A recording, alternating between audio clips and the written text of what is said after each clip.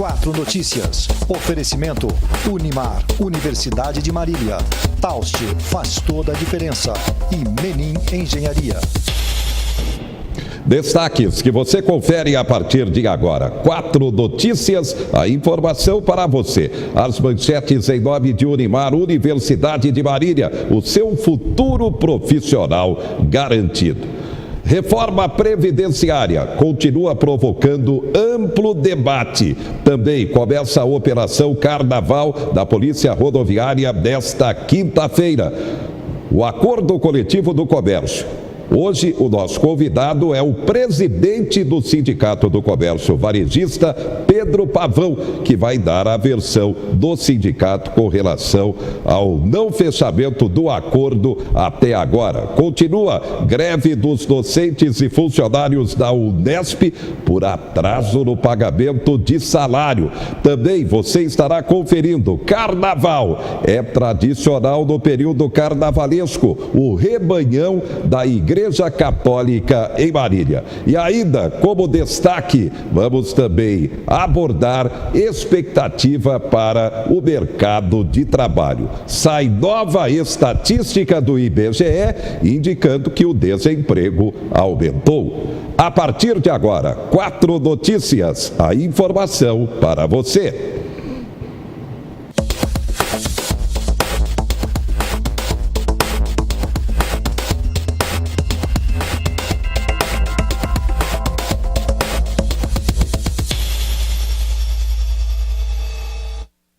E após o Carnaval, vai começar a tramitar para valer o texto da reforma previdenciária da Câmara Federal. O governo precisa de 308 votos da Câmara. O assunto é polêmico e, por isso, muitas matérias sobre o tema você conferindo aqui também no 4.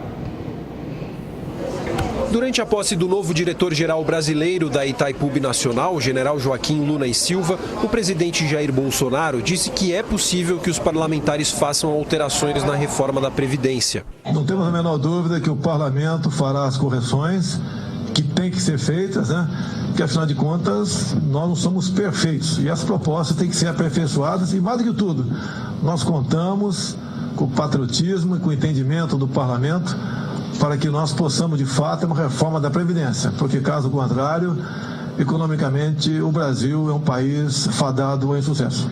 Em São Paulo, o presidente da Câmara, Rodrigo Maia, disse que espera um melhor entendimento entre o governo e o Congresso. Se fosse votar na CCJ hoje, eu acho que perdia. Tem um debate, esse debate secundário de data, isso não é tão importante. Talvez a pressa possa derrotar a reforma.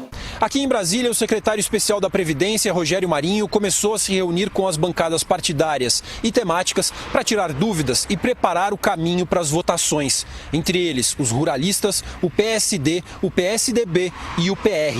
O governo está propondo idade mínima para a aposentadoria de 65 anos para os homens e 62 para as mulheres. Bem diferente, por exemplo, do que pensa o PR. A proposta da bancada é 50 anos para as mulheres, 55 para os homens. A bancada militar também se reuniu hoje para definir a estratégia que vai adotar depois que o governo enviar os 5 projetos de lei com as mudanças nas aposentadorias das Forças Armadas e das polícias militares, incluindo os bombeiros. O Planalto fala em mandar a reforma dos militares dentro de 20 dias. No Senado, a ideia é ouvir as explicações e ampliar o debate com a sociedade. Na primeira ou segunda semana após o Carnaval, entre os dias 13 ou 14, seja convidado o ministro Paulo Guedes a vir aqui ao plenário do Senado em uma sessão temática para explicar reforma da Previdência, Pacto Federativo. Nós vamos ter audiências públicas com profissionais, com técnicos, representantes da sociedade, das corporações, para que a mesma pauta que está sendo lá, ela tenha uma difusão e o conhecimento imediato dos 81 senadores. Ele é esse, governistas começam a negociar a flexibilização da reforma previdenciária. Após o Carnaval, o assunto realmente vai engrossar, entre aspas, para valer.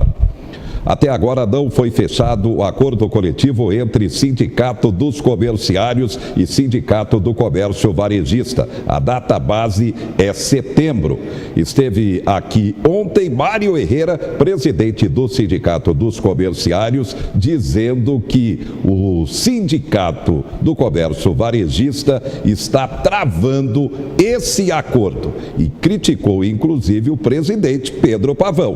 Por isso, Pavão hoje é o nosso convidado. Inclusive, não houve acordo da audiência de segunda-feira no Tribunal Regional do Trabalho em Campinas. Pavão, boa noite.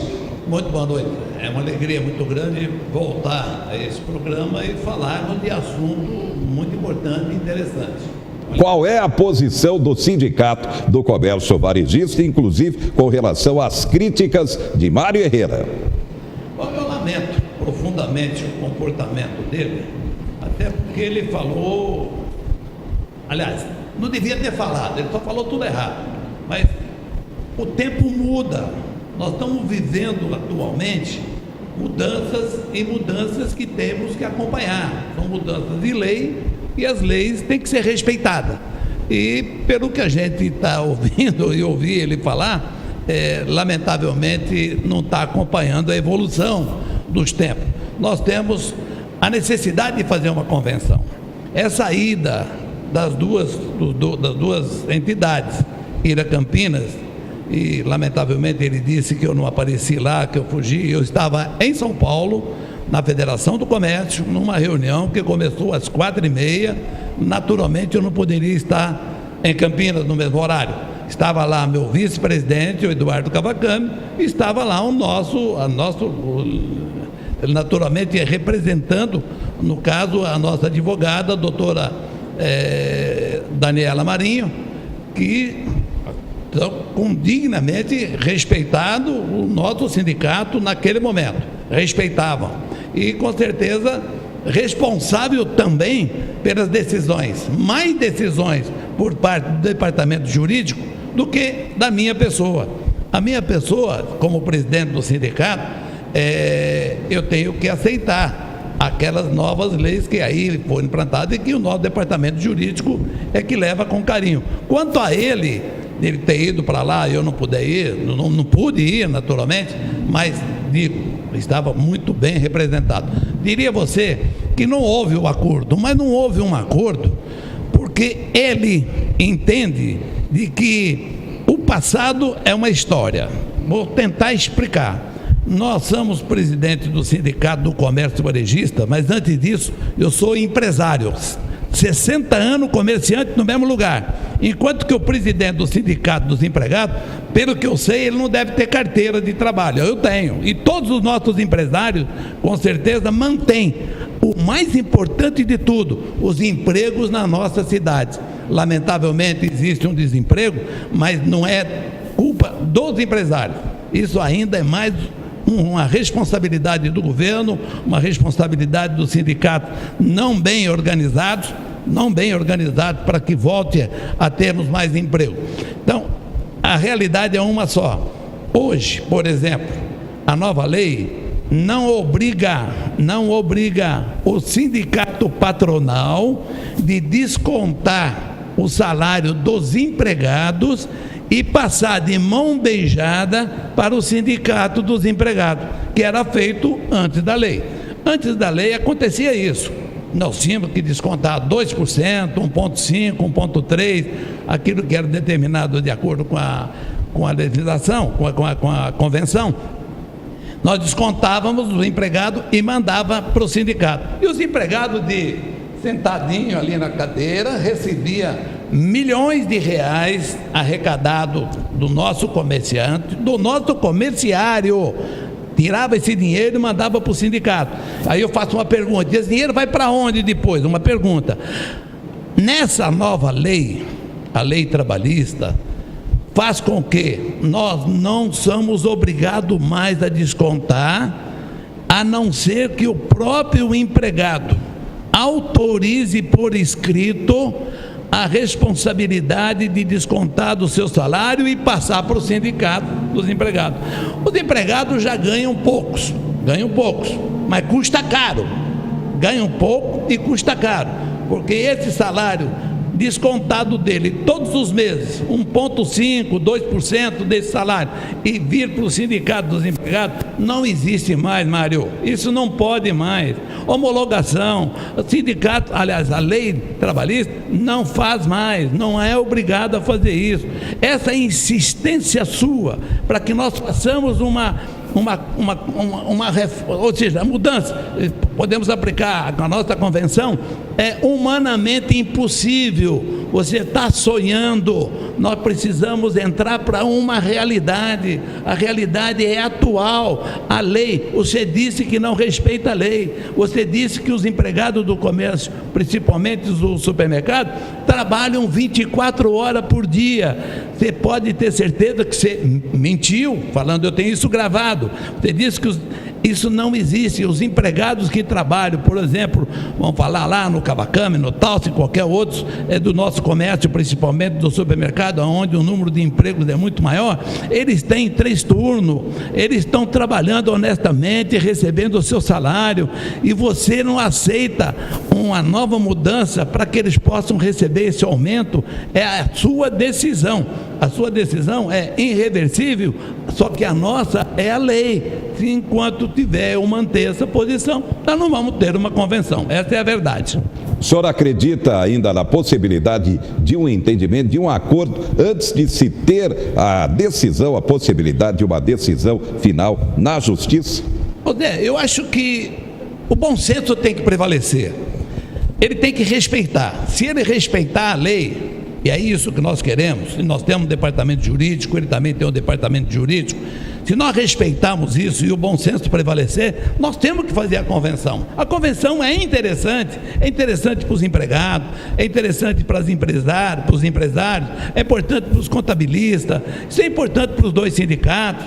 Enfim, se não há um consenso, se ele não entender que tem que prevalecer a lei, ele não vai ter mais convenção. E se ele falar que vai para dissídio, nós estamos dando risada. Nós queremos ir para dissídio. E lá no dissídio, sim, porque lá os procuradores não vão assinar nenhuma convenção sem que esteja fora da lei, que obrigue a fazer a homologação, que obrigue o descontar dos empregados o 2%, 1,5%, e mandar para eles do sindicato de mão beijada. Eu vou dizer uma coisa só, bem claro, já que estão mexendo, nós, presidente do sindicato dos empregados, eu trabalhei 60 anos, sou presidente do sindicato há 32 anos. É importante que diga que eu e todos os nossos diretores, são mais 12 diretores, não recebem um tostão por mês, não. Nós trabalhamos de graça.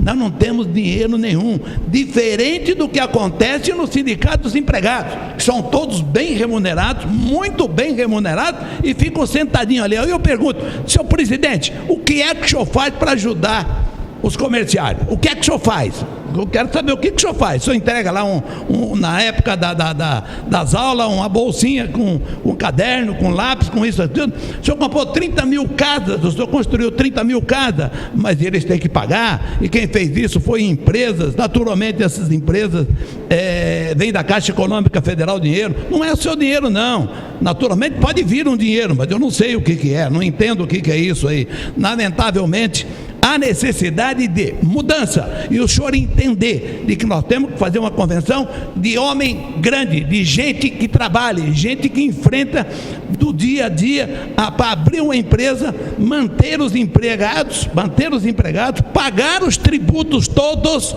para saber quanto custa. Aí sim você sentaria numa mesa em outro nível. O senhor não tem nível para sentar na mesa. O senhor senta na mesa, mas o senhor nunca trabalhou.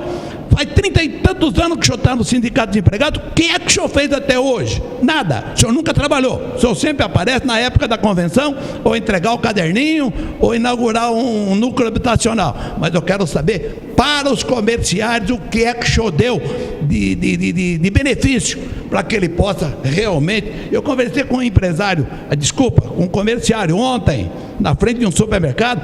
Ele está estarrecido em saber do seu comportamento. O seu comportamento, não é o meu, não. Vem perguntar para mim o que é que acontece. Mas tudo bem, o bom senso tem que prevalecer, e nós aguardamos de que o senhor tenha, dentro desse consenso, a assinatura de uma convenção coerente, dentro da lei trabalhista que existe e que tem que ser respeitada. Muito bem, a gente vai para um rápido intervalo. Daqui a pouco o Pavão vai falar. Toda a população de Marília e região querendo saber. E a unidade do SESC em Marília, quando vai começar a construção? Daqui a pouco também começa a Operação Carnaval da Polícia Rodoviária. Quase 7 milhões de veículos estarão transitando pelas rodovias paulistas no período do Carnaval. E a tradição, rebanhão da Igreja Católica no período de Carnaval. Daqui a pouco também o padre Valdemar grava um vídeo agradecendo as orações pela sua recuperação. Ele teve um AVC de natureza leve e foi internado às pressas em Presidente Prudente. A gente volta já já.